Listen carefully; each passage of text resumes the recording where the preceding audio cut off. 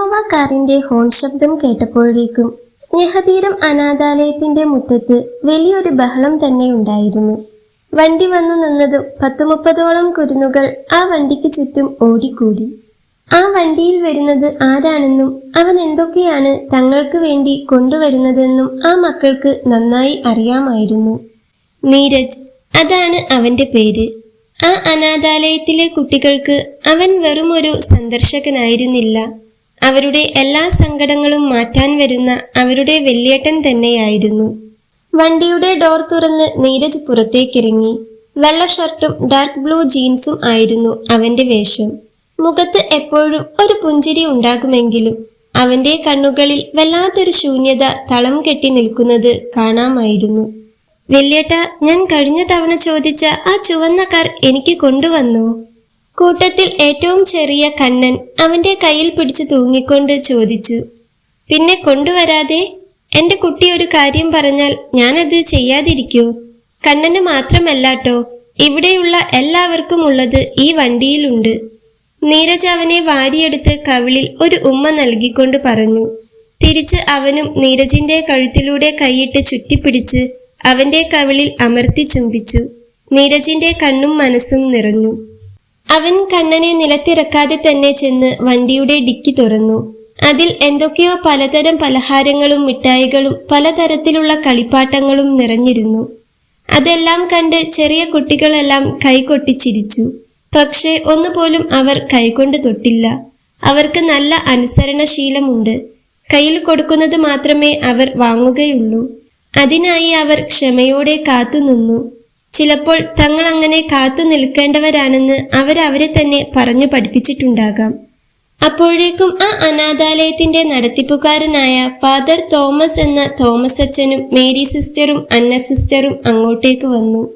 വെളുത്ത ജുബയും കഴുത്തിലൊരു കുരിശുമാലയും ഇട്ട ആ വൃദ്ധനായ പുരോഹിതന്റെ മുഖത്ത് നീരജിനെ കണ്ടപ്പോൾ വലിയൊരു ആശ്വാസവും സന്തോഷവും നിറഞ്ഞു. സിസ്റ്റർമാരുടെ മുഖവും വ്യത്യസ്തമല്ല, അവരും നല്ല സന്തോഷത്തിലാണ്. നീ ഇങ്ങനെ ഒത്തിരി കാശ് കളയേണ്ട നീരജ്, ഇതിപ്പോ ഒത്തിരി ഉണ്ടല്ലോ മോനെ. അതും കഴിഞ്ഞ ആഴ്ചയല്ലേ വന്നു പോയത്. ഇതുപോലെയുള്ള ഒത്തിരി സുമനസ്സുകളുടെ കനിവ് കൊണ്ടാണ് ഈ അനാഥാലയം എങ്ങനെ നടന്നു പോകുന്നതെന്ന് അറിയാമായിരുന്നിട്ടും അച്ഛൻ അവനോട് പറഞ്ഞു. അതിനെന്താ അച്ഛാ, എനിക്ക് വരാനും പോകാനും ഇവിടെയല്ലേ ഉള്ളൂ. ഇവർക്കല്ലാതെ ഞാൻ വേറെ ആർക്കാ വാങ്ങിക്കൊടുക്കേണ്ടത്? സ്വന്തമെന്ന് പറയാൻ ആളുകൾ ഉണ്ടായിട്ടും അങ്ങനെ പറയേണ്ടി വന്നവനെ അച്ഛൻ വല്ലാത്തൊരു അലിവോടെ നോക്കി. ഓഫീസിലെ തിരക്കുകൾക്ക് ഇടയിൽ ആകെ ഒരു സമാധാനം കിട്ടുന്നത് ഇവിടെ വരുമ്പോഴാണ്. ഈ കുട്ടികളുടെ നിഷ്കളങ്കമായ ചിരി കാണുമ്പോൾ എന്തോ എനിക്ക് വല്ലാത്തൊരു സന്തോഷം കിട്ടുന്നുണ്ട്. അച്ഛനോട് പറഞ്ഞതും അച്ഛൻ അവനെ നോക്കി ഒന്ന് ചിരിച്ചു. പിന്നെ അവൻ സിസ്റ്റർമാരുടെ നേരെ തിരിഞ്ഞു. സിസ്റ്ററെ, ഇതൊന്ന് അകത്തേക്ക് വെച്ചേക്കോ, ഇതില് ബിരിയാണി ഉണ്ട്, അത് ഞാൻ എടുത്തേക്കാം. നീരജ് പറഞ്ഞതും സിസ്റ്റർമാർ വേഗം കാറിൽ നിന്നും കവറുകൾ എടുത്തു പിടിച്ചു. വർഷങ്ങളായുള്ള പരിചയമാണ് അച്ഛന് നീരജുമായിട്ടുള്ളത്. അവന്റെ ഭൂതകാലം എന്താണെന്നും അവനെ തളർത്തിയ ആ വലിയ ആഘാതം എന്താണെന്നും അച്ഛന് കൃത്യമായി അറിയാമായിരുന്നു. അതുകൊണ്ട് തന്നെ അവൻ അനുഭവിക്കുന്ന ഈ കഠിനമായ ഏകാന്തതയ്ക്ക് ഒരു വിരാമമിടാൻ അച്ഛൻ ഒത്തിരി ആഗ്രഹിച്ചിരുന്നു. അവന്റെ മനസ്സിനേറ്റ മുറിവെന്താണെന്ന് അറിയുന്നത് കൊണ്ട് തന്നെ ആ മുറിവുകൾ ഉണക്കാൻ സ്നേഹമുള്ള ഒരു പെൺകുട്ടിക്കേ കഴിയൂ എന്ന് അച്ഛൻ ഉറച്ചു വിശ്വസിച്ചു. അന്ന് വൈകുന്നേരം കുട്ടികളെല്ലാം ഭക്ഷണം കഴിച്ച് ഉറങ്ങാൻ പോയ നേരം അച്ഛൻ നീരജിനെ തന്റെ മുറിയിലേക്ക് വിളിച്ചു. ആ മുറിയിലെ ഈശോയുടെ ക്രൂശിത രൂപത്തിനു മുൻപിൽ ഒരു മെഴുകുതിരി നിറവോടെ കത്തുന്നുണ്ടായിരുന്നു. അവൻ ആ രൂപത്തിലേക്ക് അല്പം നേരം നോക്കി നിന്ന ശേഷം അച്ഛന്റെ മേശയ്ക്ക് മുൻപിൽ ഇട്ടിരുന്ന കസേരയിലേക്ക് ഇരുന്നു. നീരജ്, എനിക്ക് മോനോടൊരു കാര്യം ചോദിക്കാനുണ്ട്. നീ എന്നെ ഒരു അച്ഛനായിട്ടല്ല, നിന്റെ സ്വന്തം അച്ഛനെ പോലെ കണ്ട് മറുപടി പറയണം. അച്ഛൻ വളരെ ഗൗരവത്തോടെ എന്നാൽ അതിലുപരി വല്ലാത്തൊരു സ്നേഹത്തോടെ പറഞ്ഞു. എന്താ അച്ചോ, അച്ഛന് എന്നോട് എന്തേലും പറയാൻ എന്തിനാ ഒരു മുഖവുര? എന്താണേലും അച്ഛൻ പറഞ്ഞോ? നീരജ് നിറഞ്ഞ ബഹുമാനത്തോടെ തന്നെ പറഞ്ഞു. നമ്മുടെ അനാഥാലയത്തിലെ പ്രിയയെ നിനക്കറിയാമല്ലോ. ഇപ്പോൾ ഡിഗ്രി കഴിഞ്ഞു നിൽക്കുകയാണ്. ഇനിയൊരു ജോലി നോക്കണം എന്നാണ് അവൾക്ക്. പിന്നെ ഇവിടെയുള്ള കുട്ടികളെ നോക്കാനും അടുക്കളയിലെ കാര്യങ്ങൾ ചെയ്യാനുമൊക്കെ അവൾ മുൻപന്തിയിലുണ്ട്. അച്ഛൻ പറഞ്ഞു വന്നതും നീരജ് അച്ഛനെ ഒന്ന് നോക്കി. അച്ഛൻ എന്താ പറഞ്ഞു വരുന്നത്? അവൾക്ക് ജോലി ശരിയാക്കുന്ന കാര്യമാണോ? അവൻ ചോദിച്ചു. അതുകേട്ട് അച്ഛനൊന്ന് ചിരിച്ചു. ഏയ്, ജോലിക്കാര്യമല്ല നീരജ്. സ്വന്തമായി ആരുമില്ലാത്ത ഒരു പാവം കുട്ടിയാണ് അത്. ഞാൻ പറയുന്നത് എന്താണെന്ന് വെച്ചാൽ, നീ അവൾക്ക് ഒരു ജീവിതം നൽകണം. നിനക്ക് അതിന് പറ്റും. ഒപ്പം നിനക്കൊരു തുണയായി അവൾ നിന്റെ കൂടെ ഉണ്ടാകണമെന്നാണ് എൻ്റെ ആഗ്രഹം. നീ പ്രിയയെ വിവാഹം കഴിക്കണം. അച്ഛന്റെ വാക്കുകൾ കേട്ട് നീരജ് ഒരു നിമിഷം ആകെ തരിച്ചുപോയി. അവന്റെ മുഖത്തെ ചോരയാകെ വറ്റി വരണ്ട് അവനാകെ വിളറി വെളുത്തു. അവൻ കസേരയിൽ നിന്നും പെട്ടെന്ന് എഴുന്നേറ്റു. അച്ചോ, അതെങ്ങനെ ശരിയാകും? അച്ഛനെ എല്ലാം അറിയാവുന്നതല്ലേ. ഞാനൊരു രണ്ടാം കെട്ടുകാരനല്ലേ. അവൾക്ക് വേറെ നല്ലൊരു ജീവിതം കിട്ടും. എന്നെ വിട്ടേക്ക് അച്ചോ. അതും അല്ല അച്ചോ, ഇനി ഒരു വിവാഹത്തെക്കുറിച്ച് എനിക്ക് ചിന്തിക്കാൻ പോലും പേടിയാ. കഴിഞ്ഞതൊക്കെ ഞാൻ ഒരുവിധം മറന്നു വരുന്നതേയുള്ളൂ. അതുകൊണ്ട് അതൊന്നും പറ്റില്ല അച്ചോ. അവൾക്ക് വേണമെങ്കിൽ ഞാനൊരു ജോലി ശരിയാക്കാം. അതല്ലാതെ ഒരു വിവാഹമൊന്നും ശരിയാവില്ല അച്ചോ. നീരജിന്റെ സ്വരത്തിൽ വല്ലാത്തൊരു ഭയവും നിസ്സഹായതയും നിറഞ്ഞു നിന്നിരുന്നു. ഇല്ല നീരജ്, അങ്ങനെയൊന്നുമില്ല. എല്ലാം മറന്ന് നിനക്ക് പുതിയൊരു ജീവിതം ജീവിക്കാൻ പറ്റും. നിനക്കും വേണ്ടേ മോനെ ഒരു ജീവിതം? അവള് മാത്രമല്ല, നീയും എനിക്ക് മോൻ തന്നെയാ. നിനക്കും ഒരു ജീവിതമായി സന്തോഷത്തോടെ സമാധാനത്തോടെ ഇരിക്കുന്നത് കാണാൻ എനിക്കും ആഗ്രഹമുണ്ടാകില്ലേ? ഞാൻ വളർത്തിയ കുട്ടിയെ അവൾ ഒരിക്കലും നിന്നെ ചതിച്ചിട്ട് പോകില്ല. ആ ഉറപ്പ് ഞാൻ നിനക്ക് തരാം. പിന്നെ നിന്നെപ്പോലൊരു നല്ല മനുഷ്യനെ അവൾക്ക് കിട്ടുന്നത് അവളുടെ വലിയൊരു ഭാഗ്യമാണ്. നീ പഴയതെല്ലാം മറന്ന് പുതിയൊരു ജീവിതം തുടങ്ങണം മോനെ. കഴിഞ്ഞ കാലത്തെ ഓർമ്മകളിൽ ജീവിച്ച് നിന്റെ ഈ നല്ല കാലം നീ ഇങ്ങനെ വെറുതെ ഇല്ലാതാക്കി കളയരുത്. എനിക്ക് വേണ്ടിയെങ്കിലും ഈ അച്ഛന്റെ ഒരു ആഗ്രഹമായി കണ്ട് നീ ഇതിന് സമ്മതിക്കണം. അവന്റെ അരികിൽ വന്നു നിന്ന് അച്ഛൻ അവന്റെ കൈകൾ ചേർത്തു പിടിച്ച് അവനോട് പറഞ്ഞു. അച്ഛന്റെ സ്നേഹപൂർവമായ ആ നിർബന്ധത്തിനും കണ്ണിൽ നിറഞ്ഞ ആ നനവിനും മുൻപിൽ നീരജിന് ഒടുവിൽ തന്റെ എല്ലാ എതിർപ്പുകളും മാറ്റിവെക്കേണ്ടി വന്നു. അങ്ങനെയെങ്കിൽ അച്ഛൻ തന്നെ അവളോട് എന്നെക്കുറിച്ചെല്ലാം പറയണം. അവൾക്കും ഇഷ്ടങ്ങളും സ്വപ്നങ്ങളും ഒക്കെ ഉണ്ടാകും. എന്നിട്ട് അവൾക്ക് സമ്മതമാണെങ്കിൽ മാത്രം അച്ഛന്റെ ഇഷ്ടം പോലെ നടക്കട്ടെ. അവൻ സമ്മതം പറയുമ്പോൾ അച്ഛന്റെ ചുണ്ടിൽ മനോഹരമായൊരു പുഞ്ചിരി വിരിഞ്ഞിരുന്നു. നീരജ് മക്കളോടെല്ലാം യാത്ര പറഞ്ഞ് അവിടെ നിന്ന് പോകുമ്പോൾ നേരം ഇരുട്ടി തുടങ്ങിയിരുന്നു. അതുകൊണ്ട് തന്നെ നാളെ രാവിലെ പകൽ നേരം പ്രിയയോട് ഇതേപ്പറ്റി പറയാമെന്ന് അച്ഛൻ കരുതി. പിറ്റേന്ന് രാവിലത്തെ ചായയെല്ലാം കഴിഞ്ഞതും അച്ഛൻ പ്രിയയെ തന്റെ മുറിയിലേക്ക് വിളിച്ചു വരുത്തി. അവൾ വരുമ്പോൾ അച്ഛൻ എന്തൊക്കെയോ പേപ്പർ നോക്കുകയാണ്. അച്ചോ, അച്ഛൻ എന്നെ വിളിച്ചെന്ന് പറഞ്ഞു. അവൾ വാതിൽക്കൽ വന്നു നിന്നുകൊണ്ട് പറഞ്ഞു. അതുകേട്ട് അച്ഛൻ ഒന്ന് തല ഉയർത്തി നോക്കി. ഒരു വെള്ള നിറത്തിലുള്ള ഒരു ചുരിദാറാണ് അവൾ ഇട്ടിരിക്കുന്നത്. നീണ്ടുകിടക്കുന്ന നല്ല ഉള്ളുള്ള കറുത്ത മുടി ഒന്നാകെ എടുത്ത് മെടഞ്ഞിട്ടിരിക്കുന്നു. ഗോതമ്പിന്റെ നിറമാണ് അവൾക്ക്. യാതൊരു ചമയങ്ങളുമില്ലാതെ തന്റെ മുൻപിൽ നിൽക്കുന്ന ആ പെൺകുട്ടിയെ അച്ഛൻ അരുമയോടെ നോക്കി. 3 ദിവസം പ്രായമുള്ളൊരു കുഞ്ഞിനെയാണ് അയാൾക്ക് ആ സമയം ഓർമ്മ വന്നത്. ഒരു മഴയുള്ള രാത്രി, ഒരു കുഞ്ഞിന്റെ നിർത്താതെയുള്ള കരച്ചിൽ കേട്ടാണ് അച്ഛൻ വാതിൽ തുറന്ന് പുറത്തേക്ക് വന്നു നോക്കിയത്. അവിടെ കണ്ട കാഴ്ചയിൽ അച്ഛനാകെ ഞെട്ടിപ്പോയിരുന്നു. അന്ന് ആ നിലത്തു നിന്നും വാരിയെടുത്തതാണ് ആ കുഞ്ഞിനെ. അവിടത്തെ കുഞ്ഞുങ്ങൾക്കിടയിലേക്ക് അവളും വന്നു. അച്ഛനും അവിടത്തെ സിസ്റ്റർമാരും ചേർന്ന് അവളെ പൊന്നുപോലെയാണ് നോക്കിയത്. സത്യം പറഞ്ഞാൽ അവിടത്തെ രാജകുമാരിമാർക്കിടയിലേക്ക് ഒരു രാജകുമാരി കൂടി. ഇപ്പോൾ അവിടത്തെ പ്രായം കൂടിയ പെൺകുട്ടി. ആ പൊടി കുഞ്ഞാണ് ഇന്ന് തന്റെ മുൻപിൽ ഇങ്ങനെ കല്യാണപ്രായമായി നിൽക്കുന്നതെന്ന് അച്ഛന് ചിന്തിക്കാൻ പോലും പ്രയാസം തോന്നി. ആ, ഞാൻ വിളിച്ചിരുന്നു. മോള് അവിടെ നിൽക്ക്, ഞാൻ ഇതാ വരുന്നു. അച്ഛൻ ഒരു ചിരിയോടെ പറഞ്ഞുകൊണ്ട് നോക്കിയിരുന്ന ഫയൽ അടച്ചു വെച്ച് ഇരുന്നിടത്തു നിന്നും എഴുന്നേറ്റു. ശേഷം അവൾക്കരികിലേക്ക് നടന്നു. വാ, നമുക്ക് അല്പം നടന്നിട്ട് വരാം പറഞ്ഞുകൊണ്ട് അച്ഛൻ മുൻപിൽ നടന്നതും അവളും അച്ഛന്റെ കൂടെ നടന്നു. അപ്പോഴും പ്രിയയുടെ മനസ്സിൽ വല്ലാത്തൊരു അസ്വസ്ഥതയും ഭയവും നിറഞ്ഞിരുന്നു. അച്ഛൻ എന്തിനായിരിക്കും തന്നെ പെട്ടെന്ന് വിളിപ്പിച്ചത് എന്ന ചിന്ത അവളെ അലട്ടിക്കൊണ്ടിരുന്നു. വെള്ള നിറത്തിലുള്ള അനാഥാലയത്തിൽ നിന്ന് കിട്ടിയ ഒരു സാധാരണ കോട്ടൺ ചുരിദാറായിരുന്നു അവൾ അണിഞ്ഞിരുന്നത്. കറുത്തു നീണ്ട മുടിയിഴകളും വട്ടമുഖവുമുള്ള സുന്ദരിയായ ഒരു പെൺകുട്ടിയായിരുന്നു അവൾ. പക്ഷേ ആ മുഖത്ത് ഒരു യൗവനക്കാരിക്ക് ഉണ്ടാകേണ്ട യാതൊരുവിധ തിളക്കവും സ്വപ്നങ്ങളും ഉണ്ടായിരുന്നില്ല. അനാഥത്വത്തിന്റെ കയ്പുനീരും അവഗണനകളും മാത്രം അനുഭവിച്ചു വളർന്നവൾക്ക് ജീവിതത്തിൽ ആരെങ്കിലും എന്തെങ്കിലും തന്നാൽ അത് വിനയത്തോടെ സ്വീകരിക്കുക എന്നതിനപ്പുറം സ്വന്തമായി ഒരു ആഗ്രഹമോ ഒരു കാര്യത്തിൽ സ്വന്തം അഭിപ്രായം തുറന്നു പറയാനുള്ള ധൈര്യമോ ഇല്ലായിരുന്നു. അച്ഛൻ ചരൽ വിരിച്ച മുറ്റത്തുകൂടെ നടന്ന് ആ വലിയ മാവിൻ ചുവട്ടിൽ എത്തി നിന്നു. കൂടെ അവളും. മോളെ പ്രിയ, നിനക്ക് നീരജിനെ അറിയാമല്ലോ. നമ്മുടെ സ്നേഹതീരത്ത് എപ്പോഴും വരാറുള്ള, കുട്ടികൾക്കൊക്കെ ഒത്തിരി ഇഷ്ടമുള്ള നമ്മുടെ നീരജ്. അച്ഛൻ അവളുടെ മുഖത്തേക്ക് നോക്കി പതിയെ ചോദിച്ചു. അറിയാം വച്ചോ, കുട്ടികളോട് വല്ലാത്തൊരു സ്നേഹമാണ് ആൾക്ക്. ഒത്തിരി നല്ലൊരു മനുഷ്യനാണ്. അദ്ദേഹത്തെ പോലെയുള്ള ഒത്തിരി പേരുടെ കനിവ് കൊണ്ടല്ലേ അച്ചോ ഞങ്ങളെപ്പോലെയുള്ളവർ കഴിഞ്ഞു പോകുന്നത്? അവൾ പതിയെ തല താഴ്ത്തി വിരലുകൾ പരസ്പരം കോർത്തു പിടിച്ചുകൊണ്ട് മറുപടി പറഞ്ഞു.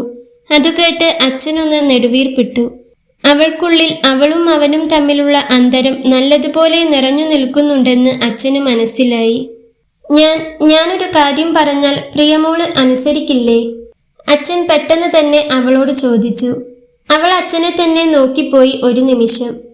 മോൾക്ക് ദോഷം വരുന്നൊരു കാര്യം അച്ഛൻ ചെയ്യില്ലെന്ന് മോൾക്ക് അറിയില്ലേ? നിങ്ങളുടെയൊക്കെ നന്മയല്ലേ ഞങ്ങൾ ആഗ്രഹിക്കുന്നത്? അച്ഛൻ വീണ്ടും പറഞ്ഞതും അവൾ അനുസരിക്കാമെന്ന് തലയാട്ടി. എന്നാൽ കേട്ടോളൂ മോളെ, നീരജിനു വേണ്ടി ഞാൻ നിന്നെ വിവാഹം ആലോചിച്ചു. മോള് ഈ വിവാഹത്തിന് സമ്മതിക്കണം, അച്ഛൻ പറഞ്ഞു. അച്ഛന്റെ വാക്കുകൾ കേട്ട് പ്രിയ ഒരു നിമിഷം ശ്വാസമെടുക്കാൻ പോലും മറന്നുപോയി. അവൾ വിശ്വസിക്കാനാകാതെ അച്ഛനെ നോക്കി. അവന് ഈ കല്യാണത്തിന് വലിയ താല്പര്യമില്ല. എന്നുവെച്ചാൽ ഇനിയൊരു കല്യാണത്തിനെ താല്പര്യമില്ല. അവന്റെ കല്യാണം ആദ്യം കഴിഞ്ഞതാണ് എന്നത് മാത്രമാണ് ഒരു കുറവ്. നിനക്ക് ഒരു രണ്ടാം കെട്ടുകാരനെയല്ല, അതിലും നല്ല ഒരാളെ കിട്ടുമെന്നാണ് അവൻ പറയുന്നത്. അവന്റെ ജീവിതം അതൊരു വലിയ കഥയാണ്. നീ അതിനെക്കുറിച്ച് ഇപ്പോൾ ചിന്തിക്കേണ്ടതില്ല. അത് ഒരിക്കൽ അവൻ തന്നെ പറഞ്ഞു തരും. ഞാൻ പറയുന്നതിനേക്കാൾ നന്നായി. അത് അവന് മാത്രമേ പറയാൻ കഴിയൂ. മോൾക്ക് ഒരു രണ്ടാം കെട്ടുകാരനെയാണ് അച്ഛൻ കൊണ്ടുവന്നതെന്ന് മോള് കരുതരുത്. മോൾക്ക് ഒരു ഉറപ്പ് ഞാൻ തരാം. നിന്നെ പൊന്നുപോലെ നോക്കാൻ അവന് കഴിയും. അവൻ നിന്നെ ഒരിക്കലും ചതിക്കില്ല. ഞാൻ ഒത്തിരി നിർബന്ധിച്ചപ്പോഴാണ് അവൻ ഈ വിവാഹത്തിന് സമ്മതിച്ചത്. അവന്റെ മനസ്സിൽ ഒത്തിരി മുറിവുകൾ ഉണ്ട് മോളെ.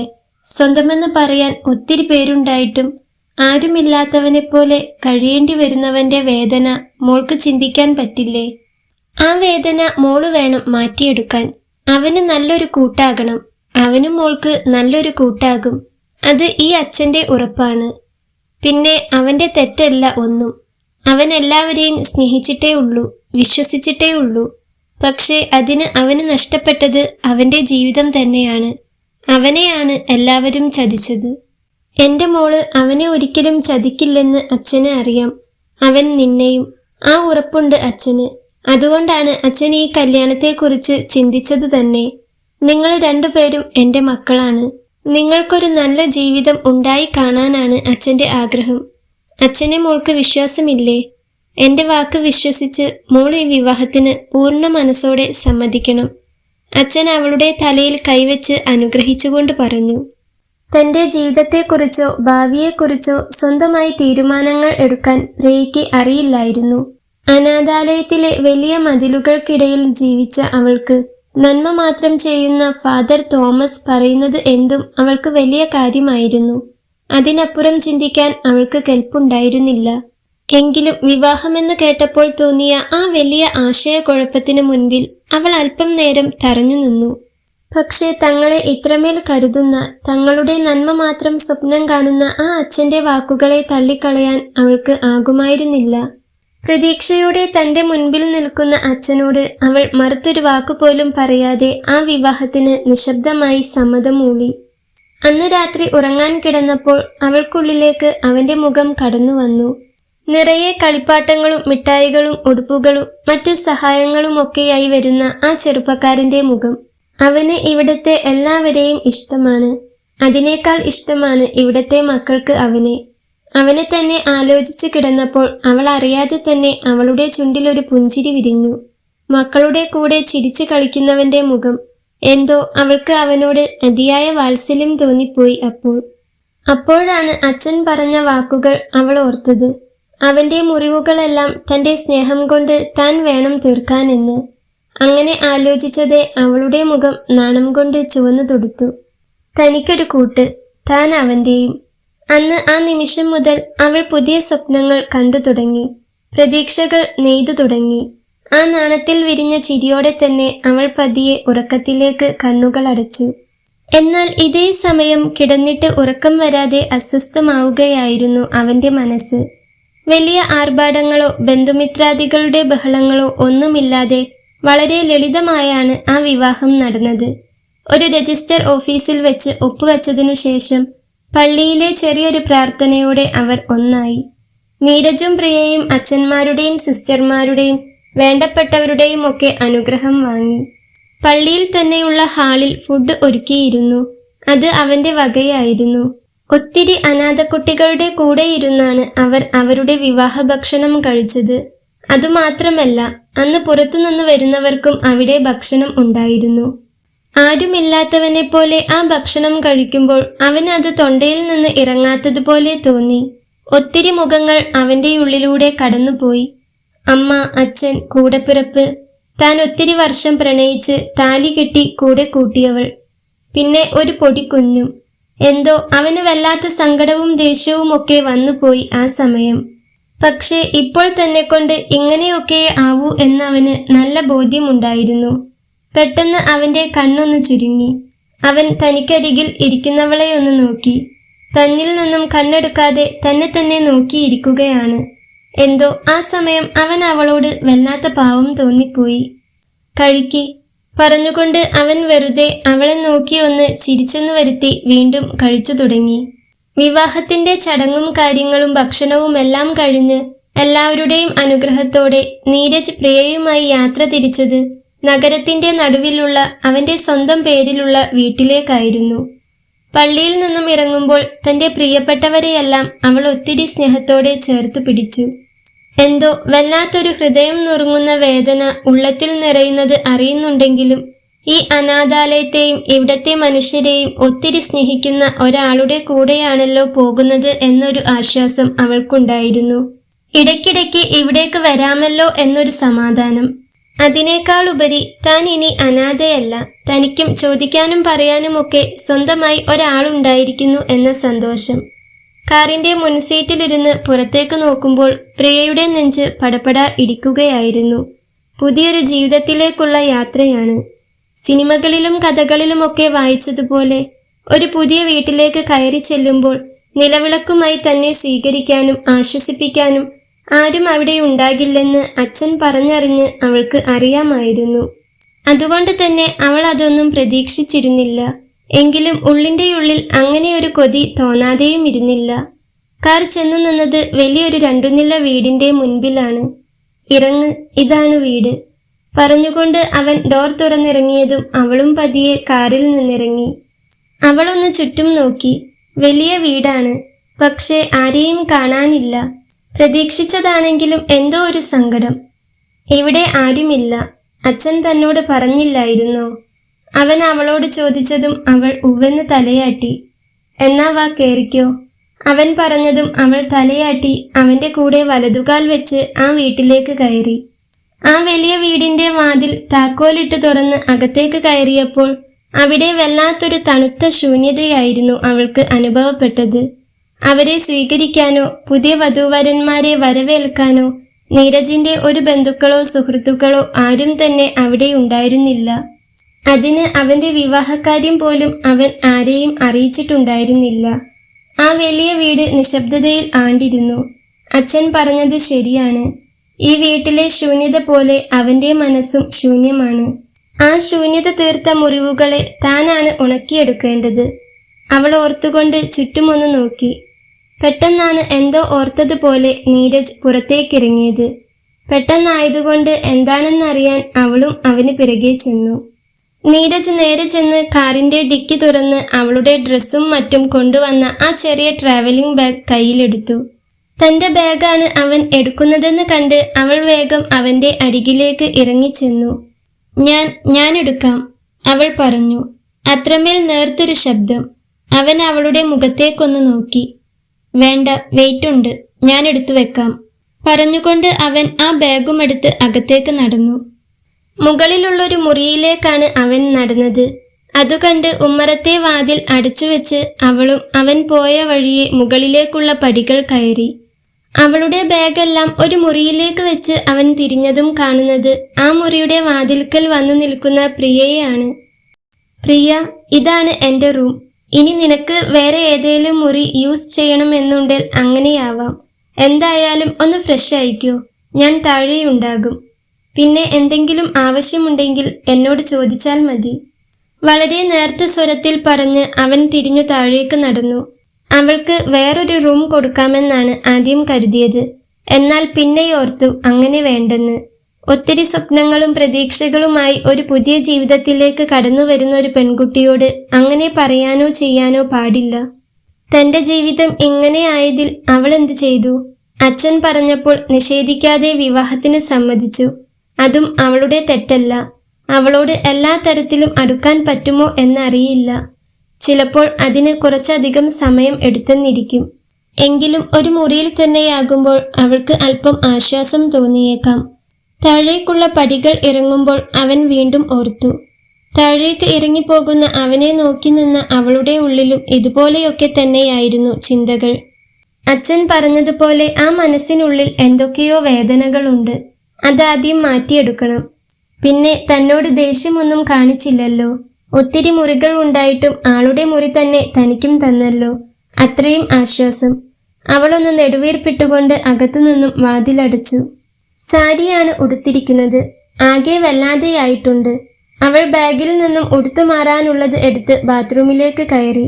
തലയിലൂടെ തണുത്ത വെള്ളം വീണപ്പോൾ തന്നെ അവൾക്ക് വല്ലാത്തൊരു സുഖം തോന്നി. കുളിച്ചു മാറ്റി ഇറങ്ങിയ അവൾ അവളുടെ തന്നെ ഒരു ഉണങ്ങിയ തോർത്തെടുത്ത് നനഞ്ഞ മുടിയാകെ കെട്ടിവെച്ചു. അഴിച്ചു മാറ്റിയ ഡ്രസ്സ് തൽക്കാലം ഒരു മൂലയിൽ മടക്കി വെച്ചു. എവിടെയാണ് അലക്കുന്നത് എന്നൊക്കെ അറിയണം. യാതൊരു ചമയങ്ങളും ചെയ്യാൻ നിൽക്കാതെ അവൾ നേരെ താഴേക്ക് നടന്നു. ഹാളിലൊന്നും അവനെ കണ്ടില്ല. ഉമ്മറത്ത് ചെന്നു നോക്കിയപ്പോൾ കണ്ടു മുറ്റത്ത് നിന്ന് ആരോടോ സംസാരിക്കുന്നവനെ. അവൾ അകത്തേക്ക് തന്നെ വന്നു. പിന്നെ നേരെ ചെന്നത് അടുക്കളയിലേക്കാണ്. നല്ല വൃത്തിയുള്ള അടുക്കള. അവൾ എല്ലായിടത്തും ഒന്ന് കണ്ണോടിച്ചു. ഫ്രിഡ്ജും തുറന്നു നോക്കി. അത്യാവശ്യം എല്ലാ സാധനങ്ങളും ഉണ്ട്. അപ്പോൾ അടുക്കള ഉപയോഗിക്കുന്ന കൂട്ടത്തിലാണ്. അല്ല, ഇനി ചിലപ്പോ താൻ വരുന്നതുകൊണ്ട് വാങ്ങിവെച്ചതായിരിക്കുമോ? അവൾ ചിന്തിക്കാതെ ഇരുന്നില്ല. അവൾ തിരികെ ഹാളിലേക്ക് തന്നെ വന്നു. അപ്പോഴാണ് പുറത്തു നിന്നവൻ അകത്തേക്ക് കയറി വന്നത്. അവളെ കണ്ട് ഒന്ന് ചിരിച്ചെന്നു വരുത്തി മുറിയിലേക്ക് കയറിപ്പോകാൻ ഒരുങ്ങിയപ്പോഴാണ് അവൾ അവനെ പിറകിൽ നിന്നും വിളിച്ചത്. അതേ. അവളുടെ ആ വിളി കേട്ട് അവനൊന്ന് തിരിഞ്ഞു നോക്കി. ചായയാണോ കാപ്പിയാണോ എന്നറിയില്ല. എന്താ വേണ്ടത്? അവൾ ചോദിച്ചു. താൻ ഓഫീസിൽ നിന്നും വരുമ്പോഴേക്കും തലവേദനയാണെന്നും പറഞ്ഞ് മുറിയിൽ കയറി കിടന്നിരുന്നവളെ അവൻ ഓർത്തുപോയി. ആ സമയം എന്തോ ഒരു നോവ്. പ്രതീക്ഷയോടെ തന്നെ നോക്കി നിൽക്കുന്നവളിലേക്ക് അവന്റെ കണ്ണുകൾ നീണ്ടു. എന്തായാലും മതി, അത്രമാത്രം പറഞ്ഞുകൊണ്ട് അവൻ മുകളിലേക്കുള്ള പടികൾ കയറി. അവൾ നേരെ അടുക്കളയിലേക്ക് ചെന്ന് നല്ലൊരു ചായ ഇട്ടു. ഏലക്കായ ചേർത്ത പാൽച്ചായ. രുചി നോക്കിയപ്പോൾ അവൾക്ക് നല്ലതാണെന്ന് തോന്നി. ശേഷം അവൾ ഹാളിലേക്ക് വന്ന് അവൻ പടിയിറങ്ങി വരുന്നതും നോക്കി അങ്ങനെ നിന്നു. കുറച്ചു സമയം കഴിഞ്ഞതും അവൻ വരുന്നത് കണ്ട് അവൾ വേഗം അടുക്കളയിലേക്ക് നടന്നു. അവനും കണ്ടിരുന്നു തന്നെ കണ്ടതും വേഗത്തിൽ അടുക്കളയിലേക്ക് പോകുന്നവളെ. അവൾ വേഗം ഒരു ഗ്ലാസ്സിൽ ചൂടുള്ള പാൽച്ചായയുമായി വന്നു. അത് അവന് നേരെ നീട്ടിയപ്പോൾ അവനത് കയ്യിൽ വാങ്ങി അതുമായി സോഫയിൽ ചെന്നിരുന്നു. അവന് ചായ ഇഷ്ടമാകുമോ ഇല്ലയോ എന്നറിയാൻ അവൾ അവനെ തന്നെ നോക്കി നിൽക്കുകയാണ്. ആദ്യത്തെ ഒരിറക്ക് കുടിച്ചപ്പോൾ തന്നെ അവന്റെ മുഖം വിടരുന്നത് അവൾ കണ്ടു. അവൾക്ക് വല്ലാത്ത സന്തോഷം തോന്നി. അവൻ അവളെ ഒന്ന് നോക്കി. പ്രതീക്ഷയോടെ തന്നെ നോക്കി നിൽക്കുന്നവൾ തന്നിൽ നിന്നും ഒരു നല്ല വാക്ക് കൊതിക്കുന്നുണ്ടെന്ന് അവന് തോന്നി. അവൾ അത് അർഹിക്കുന്നുമുണ്ട്. കൊള്ളാലോ, നന്നായിട്ടുണ്ട്. അവനൊരു നേർത്ത ചിരിയോടെ തന്നെ പറഞ്ഞതും അവളുടെ കണ്ണുകൾ വിടർന്നു. ആ നിഷ്കളങ്കമായ മുഖം കാണുമ്പോൾ അവനെന്തോ ഒരു വല്ലായ്മ. താൻ കുടിച്ചോ? അവൻ ചോദിച്ചു. ഇല്ല, ഞാൻ കുടിച്ചോളാം, അവൾ പതിയെ പറഞ്ഞു. താൻ ആർക്കു വേണ്ടിയും കാത്തു നിൽക്കേണ്ട ആവശ്യമില്ല. തനിക്ക് വേണ്ടത് വേണ്ടപ്പോൾ എടുത്തു കഴിക്കാം. കബോർഡിൽ എന്തെങ്കിലും പലഹാരമൊക്കെ കാണും, അതെടുത്ത് ചായ കുടിക്കാൻ നോക്ക്. അവൻ പറഞ്ഞു. അവൾക്കെന്തോ വല്ലാത്ത സന്തോഷം തോന്നി. അതെ, ഇത് തന്റെ കൂടി വീടാണ്, അവൾ മനസ്സിൽ പറഞ്ഞു. ചായ കുടിച്ചു കഴിഞ്ഞതും അവൻ തന്നെ അടുക്കളയിൽ പോയി ഗ്ലാസ് കഴുകി വെച്ചു. അവൾ വേണ്ടെന്ന് പറഞ്ഞു നോക്കിയെങ്കിലും അവൻ സമ്മതിച്ചില്ല. അങ്ങനെ ആ വലിയ വീട്ടിൽ അവർ രണ്ടുപേരും ഒരുമിച്ചുള്ള ജീവിതം ഇവിടെ തുടങ്ങുകയായി. രാത്രിയിലേക്കുള്ള ഭക്ഷണം പുറത്തുനിന്ന് വാങ്ങിച്ചു. രണ്ടുപേരും ഒരുമിച്ചിരുന്ന് തന്നെയാണ് കഴിച്ചതും. കഴിക്കുമ്പോഴും അധികം സംസാരങ്ങളൊന്നുമില്ല. അവൻ കഴിച്ച പാത്രം അവൻ തന്നെ കഴുകി വെച്ചു. അത് അവൾ ചെയ്യേണ്ട ജോലിയാണെന്ന് അവന് തോന്നിയില്ല. എന്നാൽ അവൾക്കത് വല്ലാത്ത സങ്കടമായിരുന്നു. മനഃപൂർവ്വം തന്നെ അവഗണിക്കുകയാണോ എന്നൊരു തോന്നൽ ഉളവെടുക്കുന്നത് പോലെ.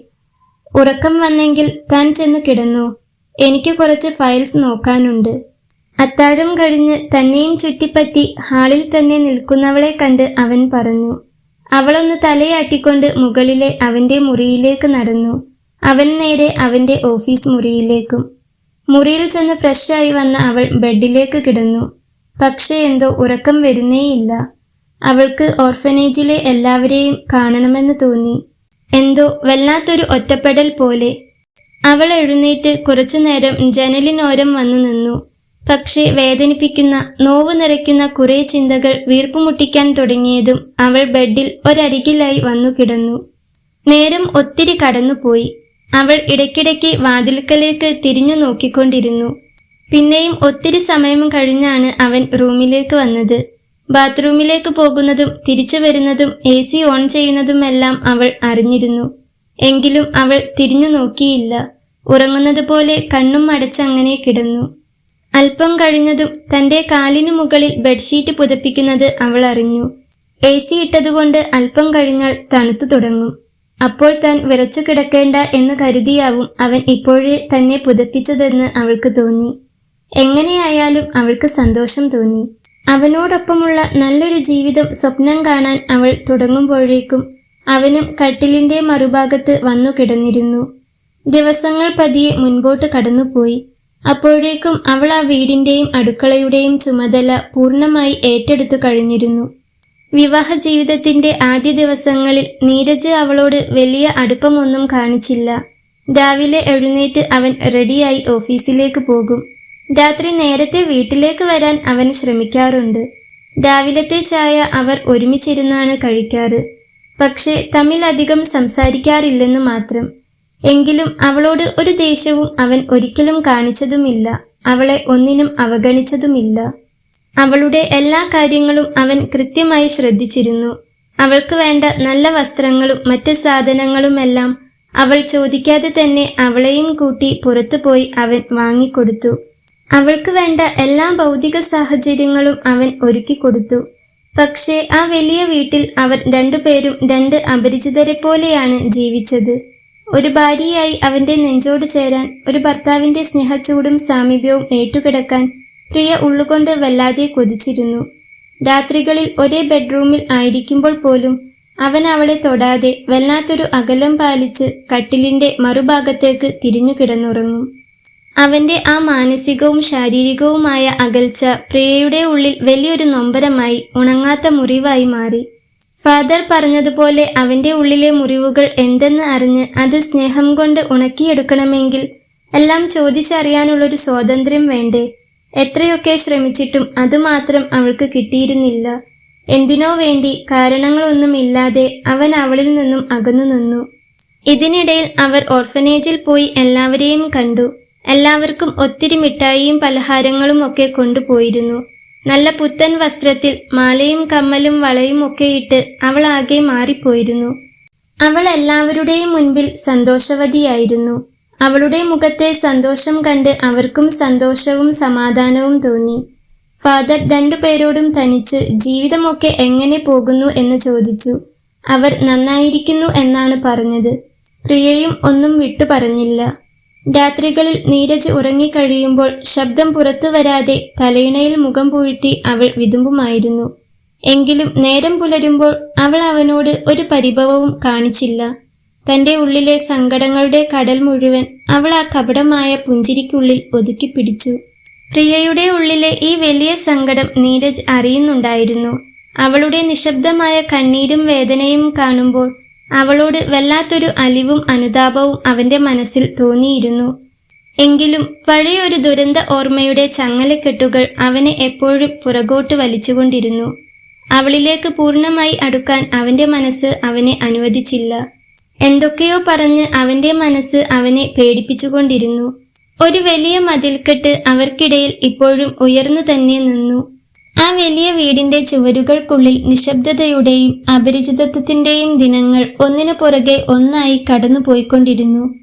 പ്രിയയുടെ ദിവസങ്ങൾ ആരംഭിക്കുന്നത് തന്നെ നീരജിന്റെ കാര്യങ്ങൾ നോക്കിക്കൊണ്ടായിരുന്നു. പുലർച്ചെ എഴുന്നേറ്റ് അവനുള്ള ചായയും പലഹാരവും ഉണ്ടാക്കും. ഉച്ചയ്ക്കുള്ള ചോറ് അവൻ ഓഫീസിലെ ക്യാൻറ്റീനിൽ നിന്നും കഴിക്കും. അതുകൊണ്ട് ഉച്ചയ്ക്കുള്ള ചോറ് അവൾ തനിച്ചാണ് കഴിക്കുന്നത്. പേരിന് എന്തെങ്കിലും കറിയുണ്ടാക്കി ചോറ് കഴിക്കും അവൾ. ഇല്ലെങ്കിൽ തലേന്നത്തെ കറി ചൂടാക്കുകയോ അല്ലെങ്കിൽ രാവിലത്തെ പലഹാരത്തിന് വേണ്ടി ഉണ്ടാക്കിയ കറി എടുക്കുകയോ ചെയ്യും. പിന്നീട് രാത്രിയിലേക്ക് അവൾ കാര്യമായിട്ട് എന്തെങ്കിലും ഉണ്ടാക്കും. അവൻ വീട്ടിൽ വന്നിട്ടാണ് രാത്രിയിലെ ഭക്ഷണം കഴിക്കാറ്.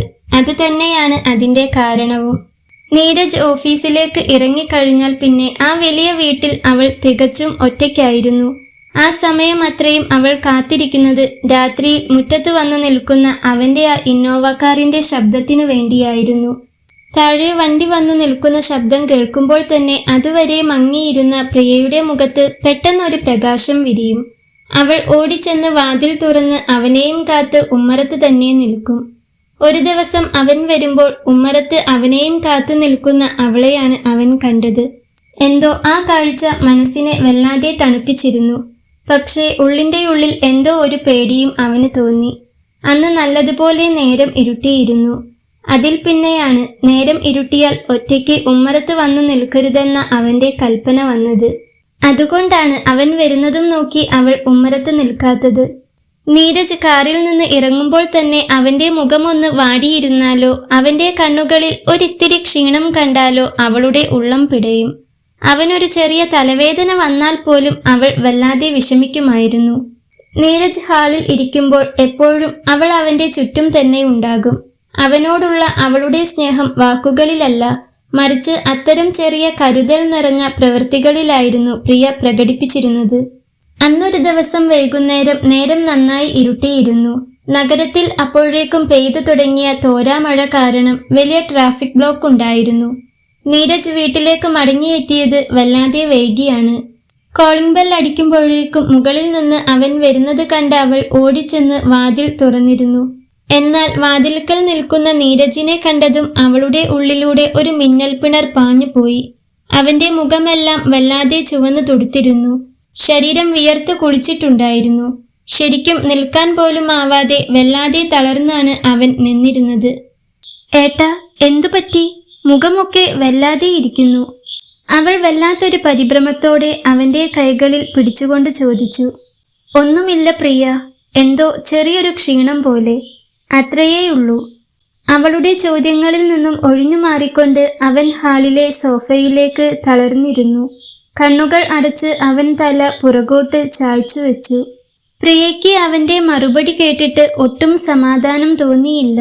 അവൾ ഒട്ടും സമയം കളയാതെ അവന്റെ അരികിലേക്ക് ചെന്ന് അവളുടെ വലതു കൈപ്പത്തി പതുക്കെ അവന്റെ നെറ്റിയിൽ വെച്ചു നോക്കി.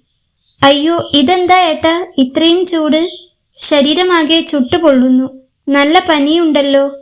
അവന്റെ നെറ്റിയിലെ അസഹനീയമായ ചൂടറിഞ്ഞ് അവൾ വല്ലാതെ ഭയന്നുപോയി. അവൾ ചോദിക്കുന്നത് കേട്ടെങ്കിലും അവൻ കണ്ണു തുറന്ന് നോക്കിയില്ല. സത്യം പറഞ്ഞാൽ അതിനു പോലും അവന് ആകുന്നുണ്ടായിരുന്നില്ല. അവൾ വേഗം അടുക്കളയിലേക്ക് ഓടി. അടുപ്പ് കത്തിച്ച് ചുക്കും കുരുമുളകും തുളസി ഇലയും ഒക്കെ ചതച്ചിട്ട് നല്ല ചൂടുള്ളൊരു ചുക്കുകാപ്പി ഉണ്ടാക്കി. അവന് കൊടുക്കാനായി അതൊരു ഗ്ലാസ്സിലാക്കി അവൾ വേഗത്തിൽ ഹാളിലേക്ക് വന്നു.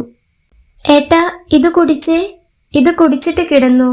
അവൾ അവനെ തട്ടി വിളിച്ചുകൊണ്ട് പറഞ്ഞതും നീരജ് പതുക്കെ കണ്ണുകൾ തുറന്ന് ആ ചൂട് കാപ്പി വാങ്ങി കുടിച്ചു. ഇപ്പോൾ അവന് ചെറിയൊരു ആശ്വാസം തോന്നുന്നുണ്ട്. അവൻ വീണ്ടും സോഫയിലേക്ക് കിടക്കാൻ പോയെങ്കിലും അവൾ അതിന് സമ്മതിച്ചില്ല. അവൾ അവനെയും താങ്ങി പിടിച്ചുകൊണ്ട് അകത്തേക്ക് നടന്നു. മുറിയിലെത്തിയതും അവൻ നേരെ കട്ടിലിലേക്ക് കിടന്നു. പെട്ടെന്ന് എന്തോ ഓർമ്മ വന്നതുപോലെ അവിടെയുണ്ടായിരുന്ന ഒരു പാരസെറ്റാമോൾ ഗുളികയും ഒരു ഗ്ലാസ് വെള്ളവും എടുത്ത് അവൾ അവന് കൊടുത്തു. ഏട്ടാ, ഈ മരുന്ന് കൂടി ഒന്ന് കുടിച്ചേ. നമുക്ക് ഡോക്ടറെ കാണിച്ചാലോ? അവൾ ആദിയോടെ ചോദിച്ചു. ഏയ്, അതൊന്നും വേണ്ട. ഒന്ന് കിടന്നാൽ മാറിക്കോളും. എന്തെങ്കിലും കഴിച്ച് നീയും കിടന്നോ.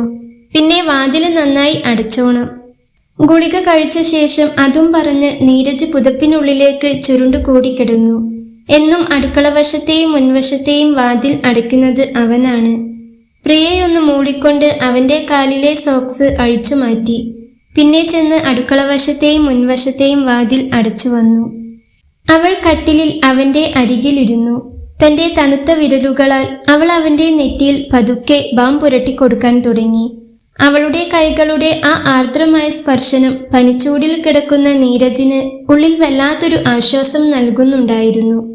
കുറച്ചു കഴിഞ്ഞതും അവൾ അല്പം കഞ്ഞിയുണ്ടാക്കി കൊണ്ടുവന്ന് അവനെ നിർബന്ധിച്ചു കുടിപ്പിച്ചു. അവളുടെ നിർബന്ധത്തെ തുടർന്ന് അവൻ അല്പം കഞ്ഞി എങ്ങനെയൊക്കെയോ കുടിച്ചു. അവൾക്കും വേറെയൊന്നും കഴിക്കാൻ തോന്നിയില്ല. ഉണ്ടാക്കിയതിൽ ബാക്കിയുള്ള കഞ്ഞി കുടിച്ച് ചോറും കറികളുമൊക്കെ ഫ്രിഡ്ജിലേക്ക് എടുത്തു വെച്ചു. പിന്നെ വാതിലെല്ലാം അടച്ചെന്ന് ഒന്നുകൂടി ഉറപ്പുവരുത്തിയ ശേഷം അവൾ മുറിയിലേക്ക് വന്നു. വന്നതും അവൾ നേരെ ചെന്ന് നീരജിന്റെ നെറ്റിയിലും കഴുത്തിലുമൊക്കെ തൊട്ടുനോക്കി. ചൂടിന് ഒരു കുറവുമില്ല. അവൾക്ക് എന്തു ചെയ്യണമെന്ന് അറിയുന്നുണ്ടായിരുന്നില്ല. അല്പം നേരം അവൾ അവനരികിൽ തന്നെ ഇരുന്നു. പിന്നെ ചെന്ന് ഫ്രഷായി വന്നു കിടന്നു. കിടന്നിട്ടും അവൾക്ക് ഉറക്കം വരുന്നുണ്ടായിരുന്നില്ല. രാത്രി സമയം ഏറെ കഴിഞ്ഞിട്ടും അവന്റെ പനി ഒട്ടും കുറഞ്ഞില്ല. പാതിരാത്രിയായപ്പോഴേക്കും പനിയുടെ കാഠിന്യം കൂടി അവൻ വല്ലാതെ വിറയ്ക്കാൻ തുടങ്ങി. ശരീരം കനലിൽ ചുട്ടെടുത്തതുപോലെ ചൂടായി. നീരജിന്റെ ആ അവസ്ഥ കണ്ട് പ്രിയയ്ക്ക് കണ്ണുകൾ അടയ്ക്കാൻ പോലും കഴിഞ്ഞില്ല. അവളുടെ മനസ്സിൽ വല്ലാത്തൊരു ഭയം വന്നു നിറഞ്ഞു. അവൾ വേഗം എഴുന്നേറ്റ് ഒരു പാത്രത്തിൽ തണുത്ത വെള്ളവും ഒരു ചെറിയ കോട്ടൺ തുണിയും എടുത്ത് കട്ടിലിനരികിലേക്ക് വീണ്ടും ഇരുന്നു. തുണി വെള്ളത്തിൽ മുക്കി പതുക്കെ അവൾ അവന്റെ നെറ്റിയിൽ മാറി മാറി ഇട്ടുകൊണ്ടിരുന്നു. അവന്റെ പനിയൊന്നു മാറാൻ വേണ്ടി ആ സമയം കൊണ്ട് തന്നെ അവൾ ഒത്തിരി തവണ പ്രാർത്ഥിച്ചു കഴിഞ്ഞിരുന്നു. അവളുടെ കണ്ണുകളിൽ നിന്നും അറിയാതെ കണ്ണുനീർ തുള്ളികൾ ഇറ്റു വീണുകൊണ്ടിരുന്നു. രാത്രി ഏതാണ്ട് വെളുക്കാൻ നേരമായി. പുറത്ത് പെയ്യുന്ന മഴയുടെ ശബ്ദം പതിയെ കുറഞ്ഞു വന്നിരുന്നു. മരുന്നാണോ അവളുടെ പ്രാർത്ഥനയാണോ എന്നറിയില്ല. നീരജ് വല്ലാത്തൊരു ആശ്വാസത്തോടെ പതിയെ കണ്ണുകൾ തുറന്നു. പനിയുടെ കാഠിന്യം കുറച്ചൊന്നു കുറഞ്ഞിട്ടുണ്ട്. കൂടാതെ ശരീരം ഒരൽപ്പം തണുത്തു വന്നിട്ടുമുണ്ട്. അവൻ അരികിൽ കിടക്കുന്ന പ്രിയയെ കാണാതെ തല തിരിച്ച് തന്റെ അരികിലേക്ക് നോക്കി. കട്ടിലിന്റെ ഹെഡ് റെസ്റ്റിൽ തല ചായ്ച്ചു വെച്ച് കണ്ണടച്ച് ഇരുന്നുറങ്ങുന്ന പ്രിയയാണ് അവൻ കണ്ടത്. അവളുടെ വലതുകൈയിൽ അപ്പോഴും ആ നനഞ്ഞ തുണിയുണ്ടായിരുന്നു. ഉറക്കത്തിന്റെ ആഴത്തിലും അവളുടെ മുഖത്ത് വല്ലാത്തൊരു സങ്കടവും തളർച്ചയും പേടിയും നിറഞ്ഞു നിന്നിരുന്നു. ഒരു അനാഥാലയത്തിൽ വളർന്ന സ്വന്തമായി ആരുമില്ലാത്ത ആ പെൺകുട്ടി തനിക്ക് വേണ്ടി ഒരു രാത്രി മുഴുവൻ ഉറക്കമിളച്ച് ഇരിക്കുകയാണ്. അവളെ ആ അവസ്ഥയിൽ കണ്ടപ്പോൾ നീരജിന്റെ ഉള്ളിൽ എന്തോ വല്ലാത്തൊരു വികാരം ഉടലെടുത്തു. നെഞ്ചു പിടയുന്നത് പോലെ ഒരു കഠിനമായ സങ്കടം.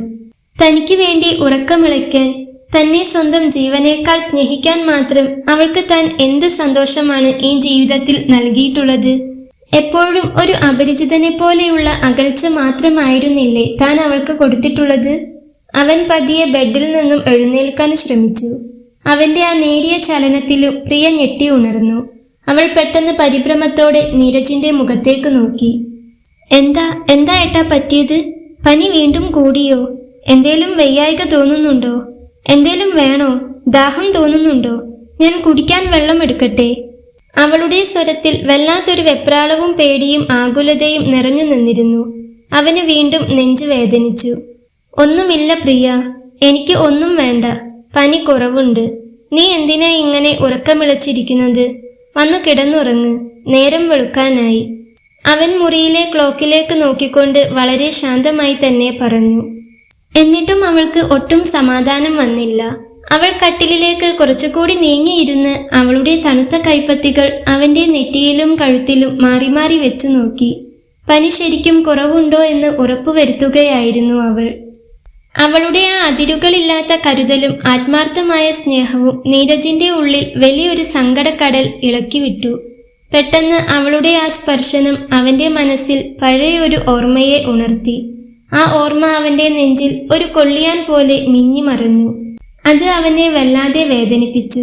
അവൻ പെട്ടെന്ന് മുഖം തിരിച്ച് അവളുടെ കൈകൾ തന്റെ നെറ്റിയിൽ നിന്നും ധൃതിയിൽ എടുത്തുമാറ്റി.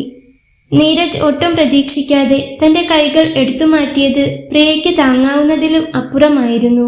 അവളുടെ ഹൃദയത്തിൽ അതൊരു വലിയ ആഘാതമായി വന്നു പതിച്ചു. വിവാഹം കഴിഞ്ഞ നാൾ മുതൽ ആ വലിയ വീട്ടിൽ ഒരു അപരിചിതയെപ്പോലെ ജീവിച്ചിട്ടും താൻ അനുഭവിച്ച അവഗണനയുടെ നീറ്റലുകളെല്ലാം ഉള്ളിലൊതുക്കി അവൾ പുഞ്ചിരിച്ചിരുന്നത് ഈ ഒരൊറ്റ മനുഷ്യന് വേണ്ടിയായിരുന്നു.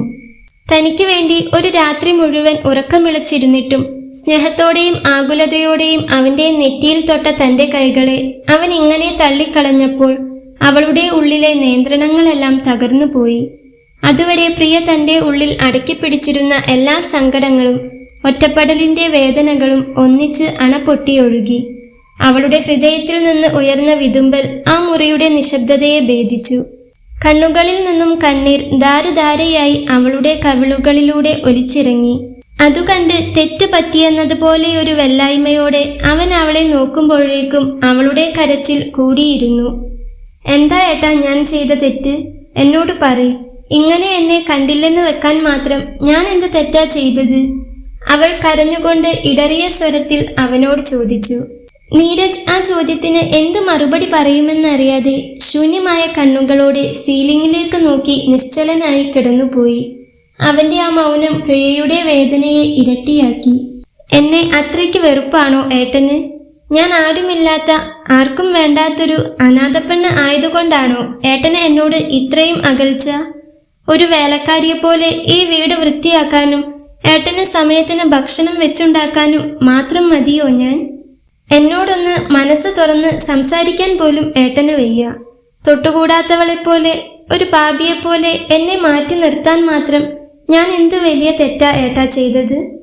അച്ഛൻ ഒത്തിരി നിർബന്ധിച്ചിട്ടാണ്, നല്ലൊരു മനുഷ്യനാണ്, നിന്നെ ചതിക്കില്ലെന്ന് പറഞ്ഞിട്ടാണ് ഞാൻ ഈ ജീവിതത്തിലേക്ക് വന്നത്.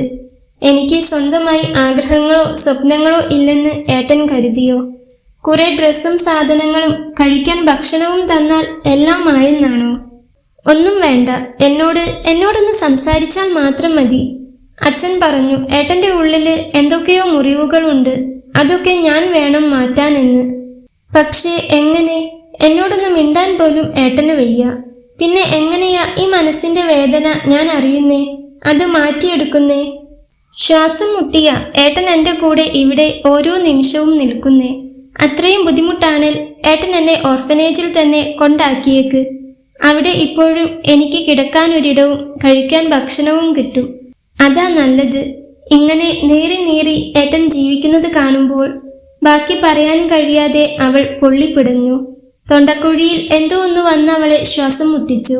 എന്നാൽ അവൾ പറഞ്ഞത് കേട്ട് ഞെട്ടി നിൽക്കുകയായിരുന്നു അവൻ. അവൾ പോവുകയോ? അങ്ങനെയൊന്ന് അവന് ചിന്തിക്കാൻ പോലും ആകുന്നതായിരുന്നില്ല. അച്ഛൻ ഇങ്ങനെയൊരു കാര്യം പറഞ്ഞപ്പോൾ എത്ര സന്തോഷത്തോടെയാ ഞാൻ ഇവിടേക്ക് വന്നതെന്ന് അറിയോ? ഇനി എനിക്കും ഒരാളുണ്ടെന്ന് ഞാൻ വെറുതെ കൊതിച്ചു, സന്തോഷിച്ചു. പക്ഷേ ഒക്കെ വെറുതെയാ. എനിക്ക് സ്നേഹിക്കാനും സ്നേഹിക്കപ്പെടാനുമുള്ള ഭാഗ്യമില്ല. കിട്ടാത്തതിനു വേണ്ടി വെറുതെ ഞാൻ കൊതിച്ച് അവളൊരു പൊട്ടിക്കരച്ചിലോടെ പറഞ്ഞ് ആ കട്ടിലിൽ നിന്നും എഴുന്നേറ്റ് പോകാനാഞ്ഞതും അവൻ അവളുടെ കയ്യിൽ പിടിച്ചിരുന്നു. പ്രിയയുടെ ഹൃദയം തകർന്നുള്ള ആ കരച്ചിലും ഉള്ളുലയ്ക്കുന്ന വാക്കുകളും നീരജിന്റെ മനസ്സിനെ ചുട്ടുപൊള്ളിച്ചു. അവളുടെ ഓരോ വാക്കും അവന്റെ നെഞ്ചിൽ ചെന്ന് തറയ്ക്കുകയായിരുന്നു. ഒരു തെറ്റും ചെയ്യാത്ത, തന്നെ സ്വന്തം ജീവനേക്കാൾ സ്നേഹിക്കുന്ന ഒരു പാവം പെൺകുട്ടിയെ ഇനിയും വേദനിപ്പിക്കാൻ അവന് കഴിയില്ലായിരുന്നു. അവളിലെ അനാഥത്വത്തെയും നിസ്സഹായതയെയും താൻ വീണ്ടും ഓർമ്മിപ്പിച്ച് ക്രൂരനാകുകയാണോ എന്ന് അവൻ ഭയന്നു. അവളുടെ കണ്ണീര് അവന് താങ്ങാൻ കഴിയുന്നതിലും അപ്പുറമായിരുന്നു. ആ കടുത്ത പനിയുടെ ക്ഷീണത്തിലും ശരീരം പുകയുന്ന അവസ്ഥയിലും അവൻ അവളുടെ കൈകളിൽ ബലമായി പിടിച്ചു വലിച്ചു. പ്രതീക്ഷിക്കാത്ത ആ പെട്ടെന്നുള്ള വലിയിൽ ബാലൻസ് തെറ്റി അവൾ നേരെ വന്ന് വീണത് അവന്റെ വിസ്താരമേറിയ നെഞ്ചിലേക്കായിരുന്നു. നീരജ് ഒട്ടും സമയം കളയാതെ അവളുടെ ഇരു തോളുകളിലും കൈകൾ ചുറ്റി അവളെ തന്റെ നെഞ്ചോട് ചേർത്തു പിടിച്ച് വരിഞ്ഞു മുറുക്കി. ആ ചേർത്തു പിടിക്കലിൽ വല്ലാത്തൊരു ആത്മബന്ധത്തിന്റെ ആഴമുണ്ടായിരുന്നു. ആദ്യമായി അവന്റെ നെഞ്ചിന്റെ ചൂടും അവന്റെ ഹൃദയമിടിപ്പിന്റെ താളവും പ്രിയ അത്രയും അരികിൽ അറിഞ്ഞു. വരിഞ്ഞു മുറുക്കിയുള്ള അവന്റെ ആ സ്നേഹത്തോടെയുള്ള ചേർത്ത് പിടിക്കലിൽ പ്രിയയുടെ ഉള്ളിലെ സങ്കടക്കടൽ പതിയെ ശാന്തമായി. സഹതാപമാണോ എന്നോട്? ഞാൻ പറഞ്ഞിട്ടാണെങ്കിൽ വേണ്ട, പിടിച്ചു വാങ്ങുന്നതൊന്നും നിലനിൽക്കില്ല, അവൾ പറഞ്ഞു. അവൻ അതൊന്നും കേൾക്കുന്നു പോലും ഉണ്ടായിരുന്നില്ല. തന്റെ കൈക്കുള്ളിൽ ഒതുങ്ങിയിരിക്കുന്നവളെ ഇനിയും ഇനിയും മുറുക്കെ ചേർത്ത് പിടിക്കാനുള്ള തിരക്കിലായിരുന്നു അവൻ. അവളുടെ പൊട്ടിക്കരച്ചിൽ പതിയെ വിതുമ്പലുകളിലേക്ക് വഴിമാറി. എങ്കിലും അവൾ അവന്റെ നെഞ്ചിൽ മുഖം പൂഴ്ത്തിക്കിടന്ന് പതിയെ കരയുന്നുണ്ടായിരുന്നു. പറയേട്ടാ, എന്നോട് ഒട്ടും സ്നേഹമില്ലേ ഏട്ടന്? അവൾ അവന്റെ നെഞ്ചിൽ നിന്നും പതിയെ മുഖമുയർത്തി കണ്ണീരിൽ കുതിർന്ന കണ്ണുകളോടെ അവന്റെ മുഖത്തേക്ക് നോക്കി ചോദിച്ചു. അവൻ തന്റെ വിറയ്ക്കുന്ന വിരലുകളാൽ അവളുടെ കവിളിലൂടെ ഒലിച്ചിറങ്ങിയ കണ്ണുനീർ തുള്ളികൾ പതിയെ തുടച്ചു കൊടുത്തു. അവന്റെ കണ്ണുകളും അപ്പോൾ നിറഞ്ഞു കവിഞ്ഞിട്ടുണ്ടായിരുന്നു. നിന്നോടുള്ള ഇഷ്ടക്കേട് കൊണ്ടോ വെറുപ്പ് കൊണ്ടോ അല്ല പ്രിയ ഞാൻ മാറി നിന്നത്, പേടിച്ചിട്ടാ. ഉള്ളിന്റെ ഉള്ളിൽ വല്ലാത്തൊരു ഭയം എന്നെ വേട്ടയാടുന്നത് കൊണ്ടാ. ഇനിയൊരു പെൺകുട്ടിയെ ജീവന് തുല്യം സ്നേഹിക്കാൻ, എന്റെ ജീവിതത്തിന്റെ ഭാഗമാക്കാൻ എനിക്ക് വല്ലാത്ത പേടി തോന്നുന്നു. അവൻ വല്ലാത്തൊരു ശൂന്യതയോടെ തളർന്ന സ്വരത്തിൽ പറഞ്ഞു നിർത്തി. അതു കേട്ട് പ്രിയയുടെ കണ്ണുകളൊന്ന് ചുരുങ്ങി. അവളുടെ വിതുമ്പൽ പെട്ടെന്ന് നിന്നു. അവൾ വല്ലാത്തൊരു അത്ഭുതത്തോടെയും സംശയത്തോടെയും അവനോട് കുറച്ചുകൂടി ചേർന്നു നിന്ന് അവന്റെ ആ തളർന്ന മുഖത്തേക്ക് തന്നെ നോക്കി. പേടിയോ? ആരെ പേടിക്കാൻ? ഏട്ടൻ എന്തൊക്കെയാ ഈ പറയുന്നത്?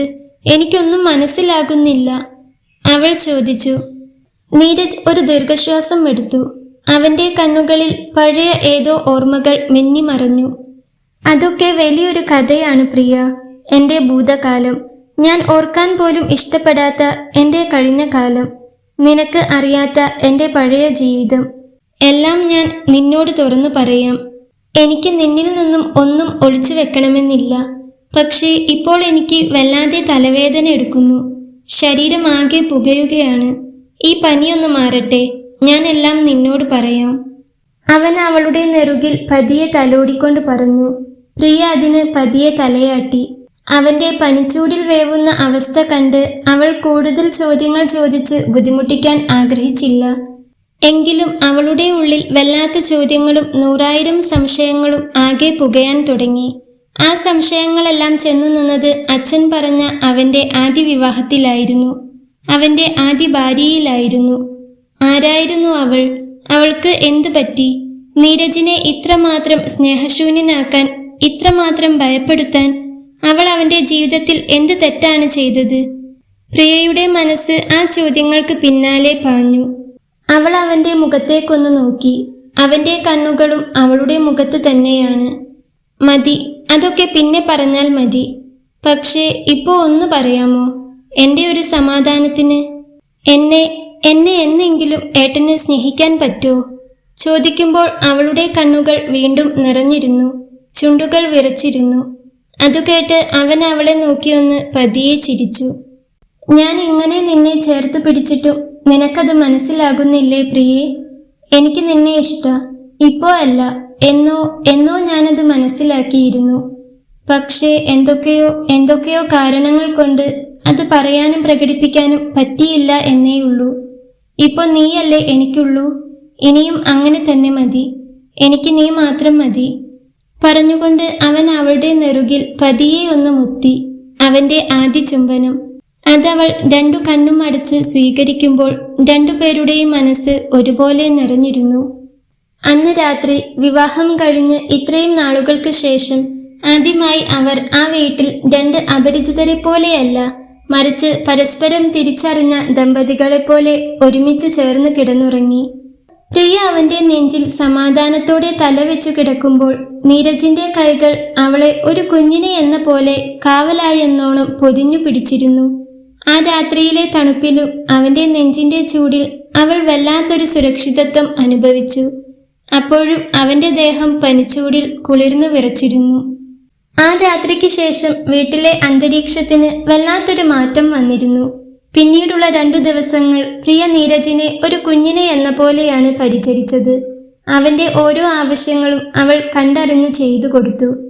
കൃത്യസമയത്ത് മരുന്നുകൾ എടുത്തു നൽകാനും പനിക്കിടയിൽ കഴിക്കാൻ പാകത്തിലുള്ള ലളിതമായ ഭക്ഷണങ്ങൾ സ്നേഹത്തോടെ വിളമ്പാനും അവൾ പ്രത്യേകം ശ്രദ്ധിച്ചു. നീരജും പഴയതുപോലെ അവളിൽ നിന്ന് അകന്നു മാറാൻ ശ്രമിച്ചില്ല. അവൾ അരികിലേക്ക് വരുമ്പോൾ അവൻ പുഞ്ചിരിയോടെ അവളെ നോക്കി.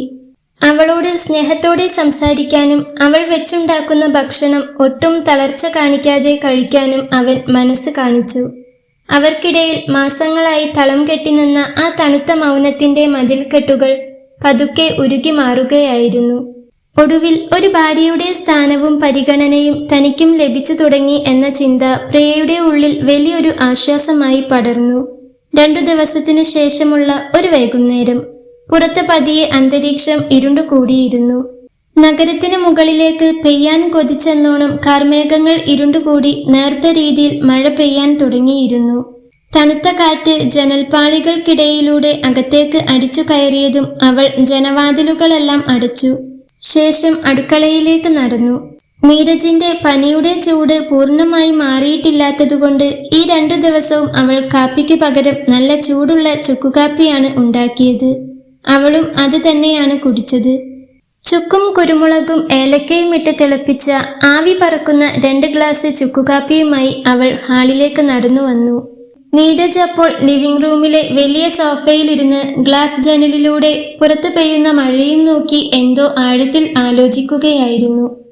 തണുപ്പിൽ നിന്നുമുള്ള രക്ഷയ്ക്കെന്നോണം അവൻ ഒരു പുതപ്പ് കൊണ്ട് ഒന്നാകെ പുതച്ചിരുന്നു. അവന്റെ മുഖത്ത് വല്ലാത്തൊരു ഭാരമുണ്ടായിരുന്നു. പ്രിയ പതിയെ നടന്ന് അവന്റെ അരികിലെത്തി. ഒരു ഗ്ലാസ് ചുക്കുകാപ്പി അവന് നേരെ നീട്ടി.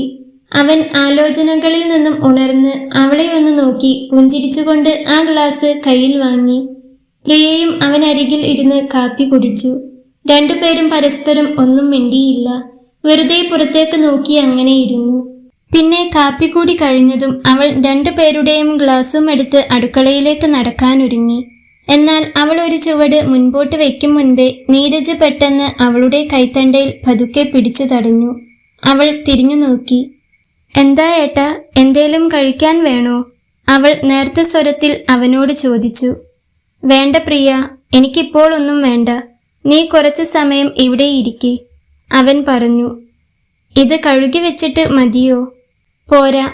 അവൻ അത് പറയുമ്പോൾ അവനെ അവൾക്കൊരു കൊച്ചു കുഞ്ഞിനെ പോലെ തോന്നി. അവൻ അവളെ തന്നെ നോക്കിയിരിക്കുന്നത് കണ്ട് അവൾ അവന്റെ നെഞ്ചിലേക്ക് ചേർന്നിരുന്നു. പ്രിയ, പനി വരും, അവൻ പറഞ്ഞു. വന്നോട്ടെ, അപ്പോ എന്നെയും ഇതുപോലെ നോക്കിയാൽ മതി.